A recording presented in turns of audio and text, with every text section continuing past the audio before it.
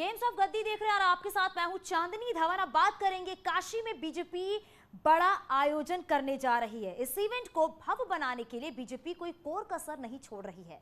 PM Modi खुद वाराणसी जाकर भव्य Kashi corridor का लोकार्पण करेंगे। तो आपको बता दें, आपको ग्राफिक्स के जरिए बताते हैं कि बीजेपी का मिशन काशी कॉरिडोर का भव्य उद्घाटन होगा और इसके साथ ही आपको बता दें 13 और 14 दिसंबर को ये मेगा इवेंट होगा। इसके बाद आपको ये भी बताते चलें कि 13 दिसंबर को पीएम मोदी इसका उद्घाटन करेंगे।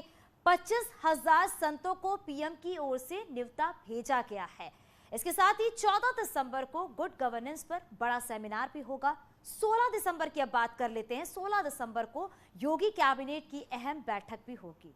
यूपी के इतिहास में जो कभी नहीं हुआ वो पीएम मोदी और सीएम योगी की सरकार में होने जा रहा है। तो ये आपको ग्राफिक्स के जरिए बता रहे हैं और देश के इतिहास में ऐसा पहली बार होने जा रहा है जब कोई सरकार किसी मंदिर में कैबिनेट बैठक करने जा रही है। योगी सरकार की कैबिनेट बैठक 16 दिसंबर को काशी विश्वनाथ मंदिर में होगी और इस बैठक में आपको बता दें सीएम के साथ ही दोनों डिप्टी सीएम केशव प्रसाद मौर्य और डॉक्टर दिनेश शर्मा के साथ ही अन्य मंत्री और अधिकारी भी मौजूद रहेंगे।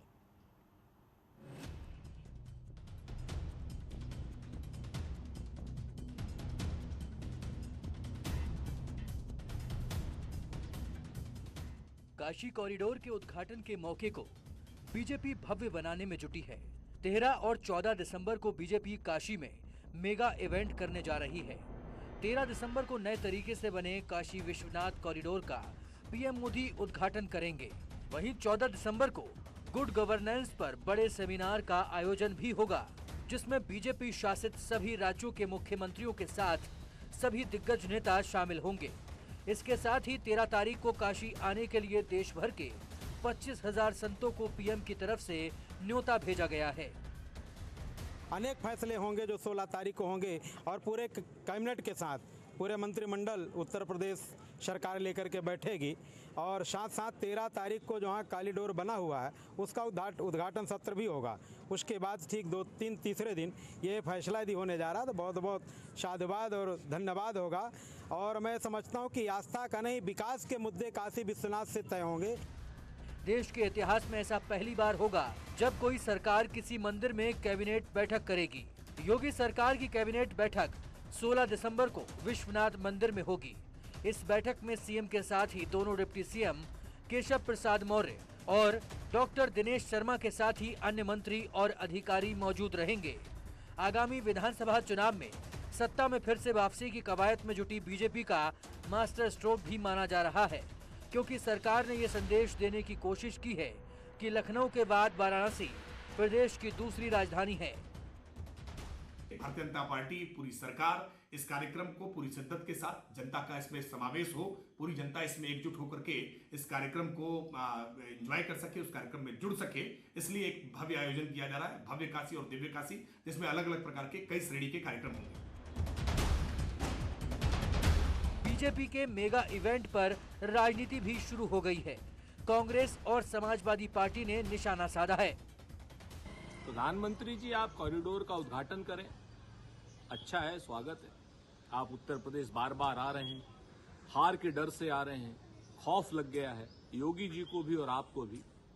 ये डर अच्छा है। आए, लोगों को बताएं कि रोजगार कहाँ है। आए, लोगों को बताएं कि खाद के बोरे से 5 किलो खाद क्यों चुराई गई। आए, बताएं कि किसान के लिए खाद उपलब्ध क्यों नहीं है। आप आइए, बताइए कि गन्ने के किसान का मूल्य 400 रुपए क्विंटल क्यों नहीं है जो आपने वादा किया था। आइए, बताइए कि थार की मार से किसान क्यों मारा जा रहा है। जरूर बताइए बेरोजगारों को। देखिए, आदरणीय अखिलेश यादव जी की रथ यात्रा को मिल रहे अपार जन समर्थन के बाद दिल्ली और उत्तर प्रदेश की सरकार को मिल के शक्ति प्रदर्शन करना पड़े तो हम समझते हैं ये समाजवादियों के लिए अच्छे संकेत हैं। भारतीय जनता पार्टी को केवल संतों को नहीं बुलाना चाहिए, मौलवियों को, पादरियों को और दूसरे समाज को भी बुलाना चाहिए, क्योंकि ये कैसा सबका साथ और सबका विश्वास है। यूपी बीजेपी ने ट्वीट कर वीडियो शेयर किया है, जिसमें लिखा है कि देखिए कितना बदल गया है हमारा बनारस। अद्भुत है काशी धाम, यहाँ हर ओर गूंजता है महादेव का नाम। काशी विश्वनाथ कॉरिडोर से हो रहा है बनारस का कल्याण। 13 दिसंबर है शुभ दिन, जब आदरणीय प्रधानमंत्री श्रद्धालुओं के लिए खोलेंगे काशी कॉरिडोर का द्वार।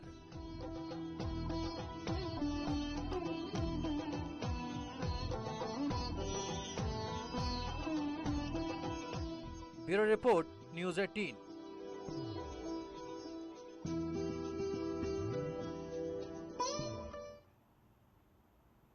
चलिए आगे बढ़ते और बात करते हैं। सीएम योगी आदित्यनाथ आज आजमगढ़ के दौरे पर रहे और जमकर वो समाजवादी पार्टी पर बरसे। उन्होंने पूछा कि लोगों को समाजवादी पार्टी के शासनकाल की गुंडई याद है या नहीं।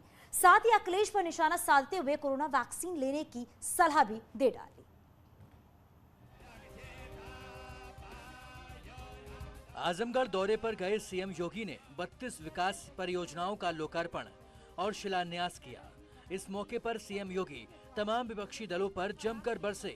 उन्होंने लोगों को याद दिलाया कि किस तरह से समाजवादी पार्टी ने गुंडई की और रामपुर में आजम खान ने दलितों पर जुल्म किया, लेकिन बीएसपी और कांग्रेस चुप रही। सपा अत्याचार करा रही थी, बसपा भी मौन थी, तब केवल और केवल भारतीय जनता पार्टी आंदोलन कर रही थी, क्योंकि वहां पर गरीबों और दलितों को उजाड़ करके उस समय सत्ताधारी दल का एक मंत्री सत्ता के संरक्षण में अराजकता पैदा कर रहा था। सीएम योगी यही नहीं रुके, उन्होंने समाजवादी पार्टी पर इससे भी बड़ा हमला बोला। जिस गाड़ी में सपा का झंडा, समझो होगा कोई जाना पहचाना गुंडा, यानी ये नारा ही चल गया था, लोग ये मान लिए थे। लेकिन इस गुंडागिर्दी की कमर तोड़ने का कार्य अगर किसी ने किया है तो हमारी सरकार ने प्रदेश के अंदर 2017 के बाद आने के बाद किया, क्योंकि ये लोग सत्ता में आकर के जिस प्रकार की तबाही मचाए थे, गरीबों की जमीनों पर, दलितों की जमीनों पर, व्यापारियों के प्रतिष्ठानों पर कब्जा करके जिस प्रकार की अराजकता इन्होंने पैदा की थी, ये किसी से छुपा हुआ नहीं। और आजमगढ़ तो इससे अपने आप को कैसे वंचित रख सकता है? आजमगढ़ तो इसका सबसे बड़ा भुक्तभोगी था। सीएम योगी ने कहा कि कोरोना काल में अखिलेश गायब थे, इंग्लैंड में थे। सीएम योगी ने पूछा कि क्या आजमगढ़ की जनता ने इसलिए उन्हें चुना था। सीएम योगी ने अखिलेश यादव पर तंज कसते हुए उन्हें भी जल्द से जल्द वैक्सीन लगवाने की सलाह दी। हमारे भारतीय जनता पार्टी के सांसद और विधायक हालचाल ले रहे थे, पदाधिकारी सेवा के कार्य से जुटे हुए थे, लेकिन आजमगढ़ के सांसद नदारद थे, वे गायब थे, उनका कहीं पता ही नहीं था, उनका पता ही नहीं था। एक बार तो मैंने पूछा, भाई सभी सांसदों का हालचाल लिया जा रहा, वो है कहां? तो पता लगा कि इंग्लैंड गए हैं। भी पूछो कि अब्बा जान भी लगा चुके हैं, अब तो लगा ही लो।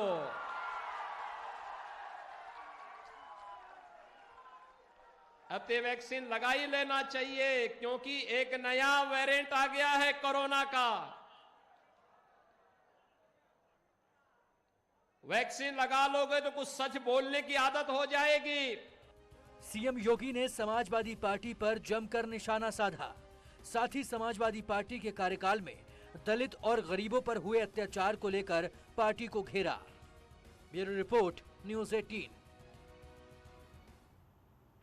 2022 का दंगल जैसे जैसे करीब आ रहा है, नेताओं की बयानबाजी भी तेज हो गई है।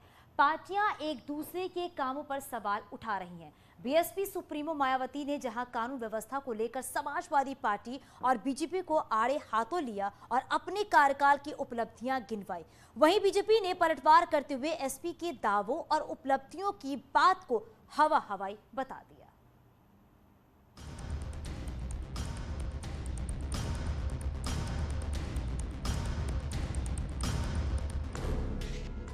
बीएसपी अध्यक्ष मायावती ने भीमराव अंबेडकर के परिनिर्वाण दिवस पर बाबा साहेब को याद किया और प्रेस कॉन्फ्रेंस की। इस मौके पर उन्होंने दावा किया कि यूपी के आगामी विधानसभा चुनावों में उनकी पार्टी 2007 से भी अधिक मजबूत सरकार बनाएगी। उन्होंने कहा कि संविधान को सड़कों पर उतरकर नहीं बल्कि सत्ता परिवर्तन करके बचाया जा सकता है। साथ ही समाजवादी पार्टी पर जमकर वार किया। उन्होंने कहा कि चुनाव में जीत से पहले विजय रथ यात्रा निकालना गलत है। ये भी जनता को मालूम है कि ये गठबंधन करने वाले लोग जो विजय रथ यात्रा निकाल रहे हैं, तो अभी तो विजय मिली भी नहीं है इनको। लेकिन अभी कल मैं देख रही थी चंदौली में, तो समाजवादी पार्टी के लोग किस तरीके से कानून को अपने हाथ में लेकर, और उनका विधायक भी तो कानून को अपने हाथ में लेकर, तो वहाँ के पुलिस कर्मियों के साथ जो उनका दुर्व्यवहार रहा है वो किसी से छिपा नहीं। अभी तो वो विजय भी नहीं मिली है, ये हाल है। तो जनता क्या देख नहीं रही है? तो इसलिए चाहे गठबंधन कर ले, कुछ भी कर ले, जनता को ये मालूम है कि सपा के शासनकाल में तो गुंडागर्दी, माफियागर्दी चरम सीमा पर थी। मायावती के दावे पर डिप्टी सीएम केशव प्रसाद मौर्य ने कहा कि बीएसपी के दावे हवा हवाई हैं, सच्चाई सब जानते हैं। सपा बसपा कांग्रेस के लोग हर चुनाव में करते को सरकार में आ रहे हैं, लेकिन जनता ने उनको सबको नकार दिया है और भाजपा को स्वीकार किया है। और 2014 का चुनाव क्या दावा था सपा बसपा कांग्रेस के लोगों का, 2017 का विधानसभा चुनाव क्या दावा था सपा बसपा कांग्रेस के लोगों का, 2019 का लोकसभा चुनाव क्या दावा इन्होंने गठबंधन बनाने के बाद किया था। अब उसी प्रकार से 2022 में भी दावे तो बड़े बड़े ये महल खड़े कर देंगे चुनाव से पहले कि बस एकदम सपा बसपा कांग्रेस की इमारत खड़ी हो रही है, लेकिन वो बालू के ढेर की तरह कोई इमारत है, हवा में उड़ जाएगी। जनता भाजपा के साथ है। उत्तर प्रदेश विधानसभा चुनाव जैसे जैसे नजदीक आ रहा है, नेताओं की बयानबाजी भी तेज हो रही है। पार्टियां एक दूसरे के कामों पर सवाल उठा रही हैं। अब देखना यह है कि जनता किसके दावों पर यकीन करती है। न्यूज़ 18 के लिए ब्यूरो रिपोर्ट।